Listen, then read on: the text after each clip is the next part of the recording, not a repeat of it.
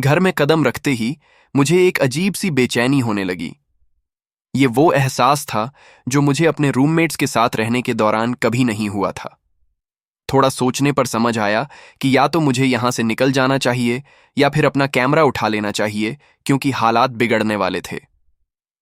उम्मा, दोस्तों, मैंने उनका ध्यान खींचने की कोशिश करते हुए कहा, इससे पहले कि तुम लोग एक दूसरे को मारना शुरू करो और घर को और गंदा करो, मैं तुम लोगों से एक नए सिस्टम के बारे में अपने कुछ विचारों पर बात करना चाहता था, और साथ ही तुम्हें एक मैसेज के बारे में बताना चाहता था जो मुझे मिला है। मुझे डर था कि अगर मैंने बात को सही दिशा में नहीं मोड़ा तो चीजें और खराब हो जाएंगी। हाँ, क्या है? विजय ने बिना मेरी तरफ देखे पूछा। वो और अनन्या एक दूसरे को ऐसे देख रहे थे जैसे शिकार करने वाले हों, और मुझे पता था कि मेरे पास बात करने के लिए बहुत कम समय है। ठीक है, मुझे समझ आ रहा है कि यहां क्या चल रहा है, तो मैं तुम्हें बस 1 मिनट में प्राइवेसी दूंगा। सबसे पहले, क्राफ्टिंग। मैं एक क्राफ्टिंग सिस्टम बनाने जा रहा हूं जो स्किल सिस्टम और क्लास सिस्टम के साथ काम करेगा। मैं इसे ऐसा बनाने जा रहा हूं कि लोग जितनी चाहें उतनी क्राफ्टिंग क्लास चुन सकें, लेकिन अगर उन्हें तेजी से आगे बढ़ना है तो उन्हें एक पर ध्यान देना होगा। इसमें चीजें इकट्ठा करना और दूसरी तरह की मदद करने वाले स्किल भी शामिल होंगे। दूसरा है कालकोठरी। मैं कालकोठरी के लिए एक ऐसा सिस्टम बनाऊंगा जिससे ये पता चल सके कि खतरे कहाँ हैं और हमें कहाँ एक्सपीरियंस मिल सकता है। और इसी से मुझे सिस्टम के मैसेज के बारे में याद आया। असल में मैंने जैसा सिस्टम बनाया है उससे यहाँ के जानवर और माहौल बदल जाएंगे, इसलिए हमें राक्षस और अजीब जानवर दिखने की उम्मीद रखनी चाहिए। मैंने जल्दी जल्दी ये सब कह दिया, इससे पहले कि वो दोनों मेरी बातों पर ध्यान देना बंद कर दें। क्या ये 1 या 3 घंटे तक नहीं रुक सकता? अनन्या ने थोड़ी चिढ़कर कहा। हाँ, मैं जा रहा हूं। गुड लक, मजे करो, और याद रखना, तुम दोनों फिर कभी बच्चे पैदा नहीं कर पाओगे। सावधानी बरतना, मैंने अपने कमरे की ओर जाते हुए कहा। मैंने अपनी अलमारी से अपनी पुरानी कटाना निकाली और तुरंत घर से बाहर निकल गया। घर से बाहर निकलते ही मैंने धूप का आनंद लिया और एक पल के लिए वहीं खड़ा होकर सब कुछ महसूस किया। मेरी जिंदगी कितनी तेजी से बदल गई थी और अब मेरे सामने अनगिनत मौके थे। जैसे ही मैं अपने बरामदे पर खड़ा होकर सोच रहा था, मुझे नीचे से कुछ खरोंचने की आवाज सुनाई दी, और वो काफी तेज थी। मैं सीढ़ियों से नीचे उतरा और बरामदे के किनारे पर जाकर नीचे देखा, और जो मैंने देखा उससे मैं हैरान भी था और डर भी गया।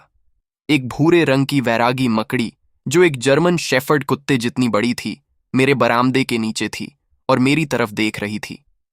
बिना सोचे समझे मैंने अपनी कटाना निकाली और उसे मकड़ी की तरफ अजीब तरह से पकड़ लिया, क्योंकि वो पोर्च के नीचे से बाहर निकल रही थी और मेरी तरफ बढ़ने लगी थी। मैंने खुद को संभाला और अपने दिमाग से डर को निकालने की कोशिश की जो मुझे जकड़ने की कोशिश कर रहा था।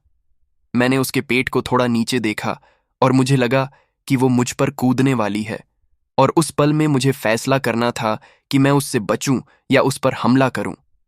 मैंने हमला करने का फैसला किया, क्योंकि मैं हमेशा लड़ाई में आगे रहने की कोशिश करता हूं। जैसे ही वो विशाल मकड़ी मुझ पर कूदी, वो जमीन से करीब 2 फीट ऊपर उठी। मैंने अपनी कटाना को सीधे आगे की तरफ घुमाया, उसके जहरीले दांतों के बीच में मारने की कोशिश की ताकि वो अपने जहर को मुझ पर न डाल सके। जैसे ही मेरी कटाना मकड़ी से टकराई, तलवार उसके मांस में घुस गई और आगे बढ़ती गई। मकड़ी पूरी तरह से हथियार पर चढ़ गई। शुक्र है कि मेरे लिए वो पहले ही मर चुकी थी और हिल रही थी, लेकिन उसकी हरकत से मैं पीछे एक पेड़ से टकरा गया और मेरी सांस फूल गई। जब हम पेड़ से टकराए तो मकड़ी का तरल पदार्थ मुझ पर गिर गया, जिससे मैं एक चिपचिपे पदार्थ से ढक गया और उसका शरीर जमीन पर गिर गया।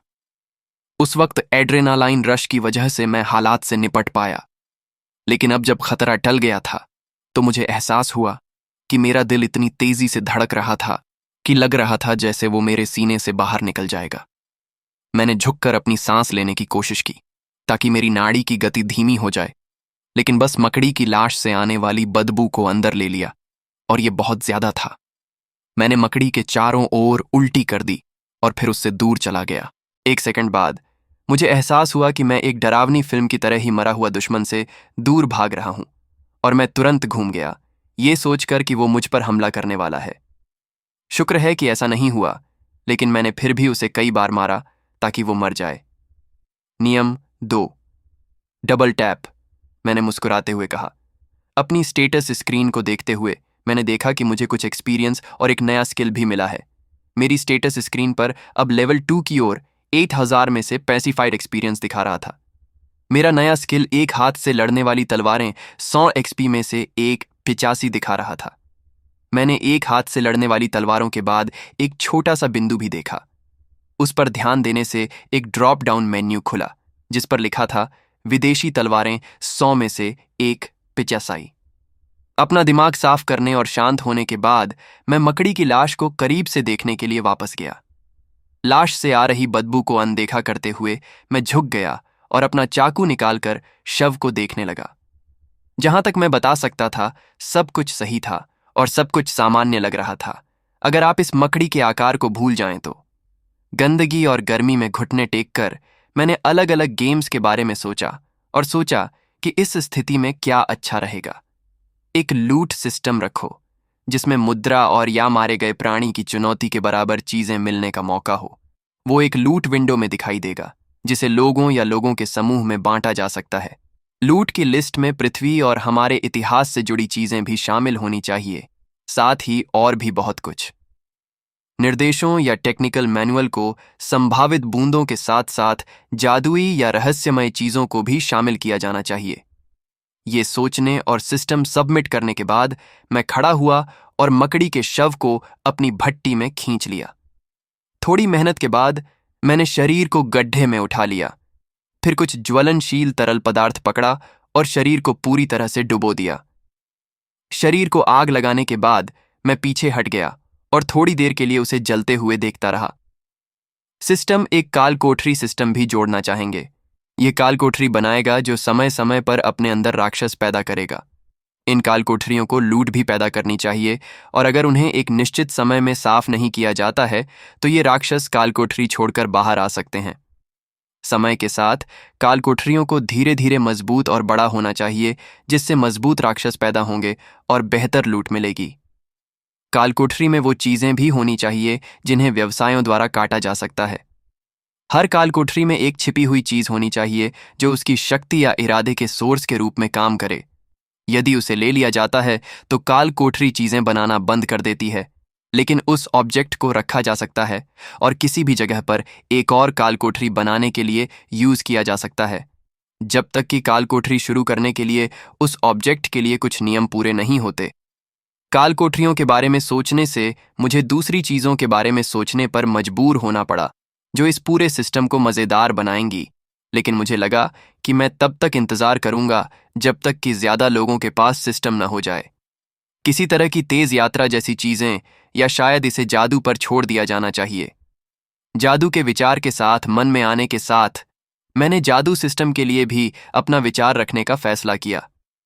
मैं चाहूंगा कि मैजिक सिस्टम फॉर्म में बहुत बदलने वाला हो। मैं चाहता हूं कि लोगों की कल्पना उनके जादू के आकार और रूप को बनाने में मदद करे, ताकि हर किसी का जादू थोड़ा अलग हो, जब तक कि आप उसे किसी से सीखते नहीं हैं। चलिए, इसे कल्पना जादू सिस्टम कहते हैं। मैं चाहता हूं कि जादू की शक्ति एक शुरुआती लेवल पर हो जो लोगों के साथ इस पर काम करने के साथ बढ़े। इसीलिए जो कोई अपने जादू पर काम करने के लिए बहुत मेहनत करता है वो उससे ज्यादा ताकतवर होगा जो इसके बारे में आलसी है। टैलेंट का भी थोड़ा रोल होना चाहिए, लेकिन इतना नहीं कि एक नया जादूगर एक अनुभवी जादू मास्टर को हरा सके। इसका मतलब यह है कि कोई अपने जादू को आग पर बेस्ड कर सकता है, जबकि दूसरा इसे पानी पर बेस्ड कर सकता है। असल में किसी की कल्पना ही जादू को आकार देने की लिमिट है। सभी जादू में ताकत और कमजोरियां होनी चाहिए और एक जादुई कॉस्ट होनी चाहिए।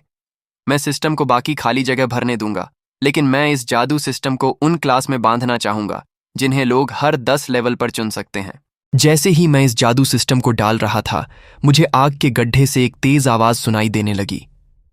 जैसे जैसे मैं करीब गया, आवाज तेज होती गई और जैसे ही मैंने मकड़ी के जलते हुए शरीर को देखा, उसका सिर फट गया, जिससे मैं बुरी तरह से घर के किनारे पर गिर गया। अगली बात जो मुझे याद है, मैं विजय की आवाज से जागा। अरे उठो यार, वो मुझे धीरे से हिलाते हुए चिल्लाया। क्या हुआ? मैंने डरते हुए पूछा। यार, हमने एक छोटा सा धमाका सुना और फिर कुछ दीवार से टकराया। मैंने कपड़े पहने और तुम्हें देखने के लिए बाहर आया। तभी मैंने आग के गड्ढे में जो कुछ भी था उसे देखा और तुम अपने कानों से खून के साथ दीवार से टकरा गए। विजय ने थोड़ा चिंतित होकर कहा, धत तेरी, उस मकड़ी का जहर ज्वलनशील होना चाहिए। जब मैं शरीर को जला रहा था तब मैंने उसे जलते हुए सुना, फिर वो मेरे चेहरे पर फट गया। मैंने कहा, मुझे जो कुछ भी हुआ था उसके बारे में याद करते हुए, और हम जाने के लिए तैयार हो जाएंगे, विजय ने अंदर भागते हुए कहा। अपना सिर हिलाते हुए मैं बैठ गया और एक बार फिर ध्यान करने पर ध्यान दिया। मैंने अपनी चोटों को ठीक करने पर ध्यान दिया, और जब ऐसा हो रहा था तो मैंने ये सोचने की कोशिश की कि मैं अपने लिए किस तरह का जादू चाहता था। मुझे हमेशा सायोनिक्स या दिमाग के जादू का विचार पसंद आया है, लेकिन क्या होगा अगर मैं इसे अपने पूरे शरीर पर अप्लाई करूं, न कि सिर्फ अपने दिमाग पर। मैं शायद पहला मसल मैजिशियन हो सकता हूं, या शायद ब्लड मैजिक। मुझे नहीं पता, लेकिन मुझे इसका पता लगाने की जरूरत है। इस तरह की चीजों को अपने दिमाग में रखते हुए मैंने ध्यान केंद्रित करने और अपना जादू खोजने की कोशिश की।